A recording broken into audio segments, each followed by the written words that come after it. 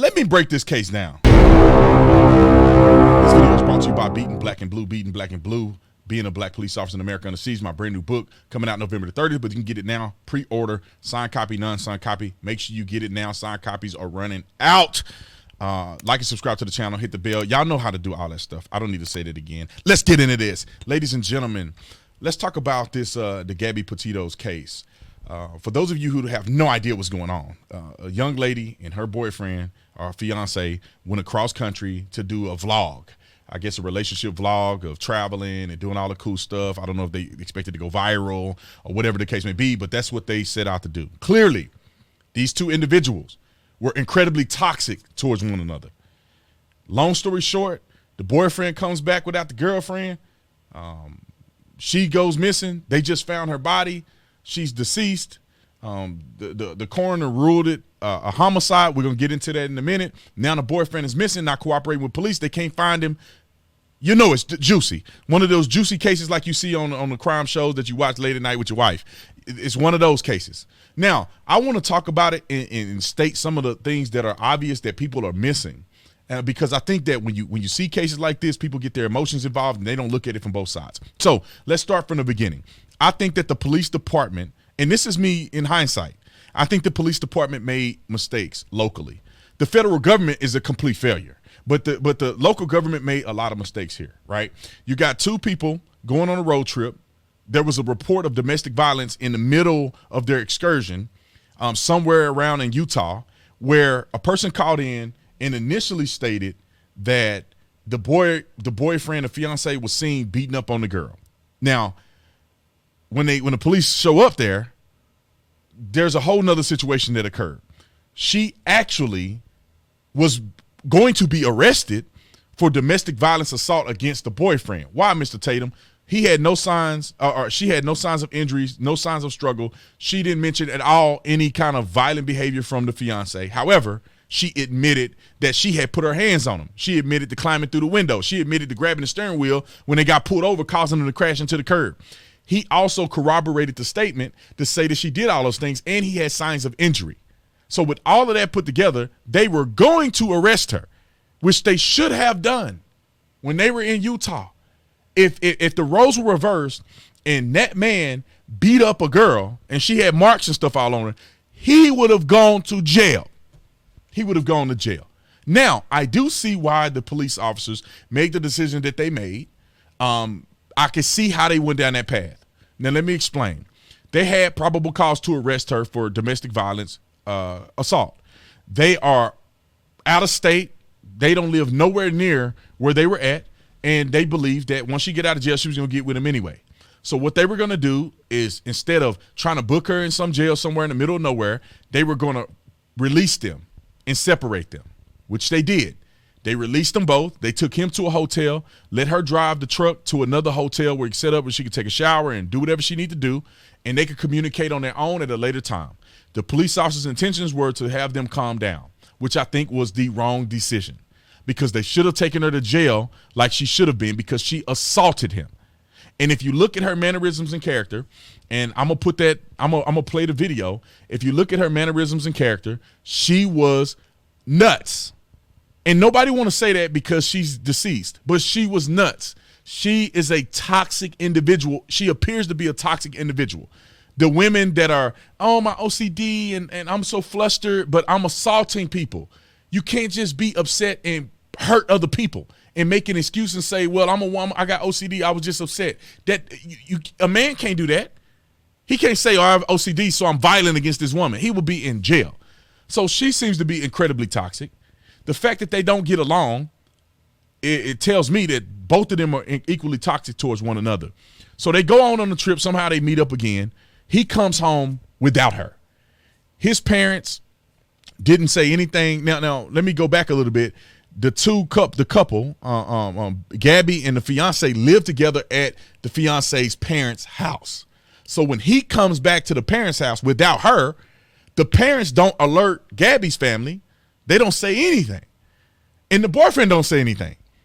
And once they weren't returning her calls and telling her where is their daughter at, since they went on a trip together, they begin to be concerned. And I think probably 11 days later, they decided to call the police. when the police arrived to question the fiance, he lawyered up. He didn't talk to him. Neither did the family. They ain't said nothing. They haven't cooperated. They hadn't helped in the search. They have done nothing. And now the parents have allowed the boy, the fiance, his parents, allowed him to go off in some park somewhere, on some campground. I mean, that's hundreds of thousands of acres. And now he's missing. Nobody knows where he's at. Now, if I had to make an assumption, he probably went off and he's no longer with us. I doubt he's going to be on the run. I think he went off and he decided how he was going to end it all. But at the end of the day, we don't know what happened at the scene of the crime. Her death, her body was found. Her death was ruled a homicide. Now, a lot of people think homicide means murder. Homicide is just that you suffered your death at the hands of another person. That can be first-degree murder. That can be second-degree murder. That can be manslaughter, or that can be you getting killed in self-defense. Meaning that if you attack somebody and they kill you, it's still a homicide, but it's a justified homicide. So people kind of get confused when you talk about them ruling it a homicide. The key factor is that it wasn't ruled a suicide, which means that the injuries and stuff appeared to be self-inflicted. So it's not self-inflicted. Somebody caused her death, whether they pushed her off a cliff, whether they bludgeoned her to death. One of those things happened, but it's still not clear where the fault lies. Now, the fiance is not helping this case at all in the public eye or in law enforcement's eye, because he's clearly looked like he's guilty. He's on the run. I mean, he hadn't helped in the search. He haven't cooperated with police. And this is his girlfriend, whom he loved, that he was driving across the country with. Now, I'm sure that both parents know that both of them are incredibly toxic to one another. But they're not going to say, nobody's going to snitch on their own kid. Which is the problem that I have. Nobody's going to snitch on their own kid. Nobody's going to say, oh, Gabby was mentally distraught. Like, I listened to her on the video, and I was a cop for several years, and I know the toxic women like her. She's out of her mind. I wouldn't be surprised if she weren't on depression medication or other medications, because she was out of her mind. Now, they're going to make their son, they're obviously covering for him, but he probably was out of his mind too. A narcissistic, out of his mind type of person. And when these two people come together, this is the result of those things. And their parents both knew that they were probably toxic around one another. But they're not going to tell the news that. But this is one of those cases I thought I'd just do some commentary on. I really wanted to post video clips and all this to get you all excited. But this is just my take on what has occurred. I don't know what happened. You know, of course, the fiance looks guilty, but there could be a possibility that he was defending himself. She's already physically assaulted him before, and she may have gone off the deep end and he blew up on her. I don't know.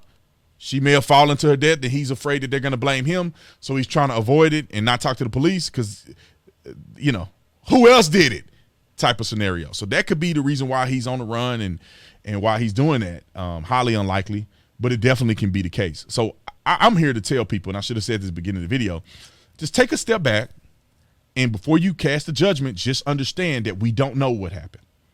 Before you cast a judgment, just understand that the last arrest that was made, technically should have been made, would have been made against her committing domestic violence against him. She was the one that was violent. And people often forget that women can be violent and be abusive as well, especially emotionally. You know, I would argue a lot of women are emotionally abusive, but men they're not going to report that. So just take a step back. I'm interested to see what comes of this. If I had to make a prediction, he killed her out of rage, or something she said, or it boiled over. She said the wrong thing to him. She got on his nerves, and he said, "Look, I'm gonna kill her out here, and I'm gonna cover it up and go on about his life." And now he's on the run, probably finding a spot where he can get eaten by alligators. Or the parents diverted the police so he can skate off to another country somewhere. I don't know. He'll be missing forever. Nobody ever find him. Especially if you go somewhere where there could be alligators, and they'll never find you in there unless it's clear signs of, you know, some unfinished business by the alligators. But I'm anxious to see what's going to happen. This is very interesting. It had nothing to do with race, like Joy Reid said. It's just that this is a compelling, interesting case of, a love triangle. I ain't say love triangle, but a love, murder drama. It's pretty much what it is. So keep your eyes open. I just want to give my take on that. It's been boiling in me all day, and I feel like this wasn't my best video of making it. But you know what? Some of my videos that I hate the most are the most viral. So anyway, take that information. If there's updates, I'll make an update to this. But I wanted this to be kind of a contextual analysis to a certain degree. I love you guys. Make sure you get my book, Beating Black and Blue. Link is in the description section. Like and subscribe to the channel. I'll see you on the next one. I'm out.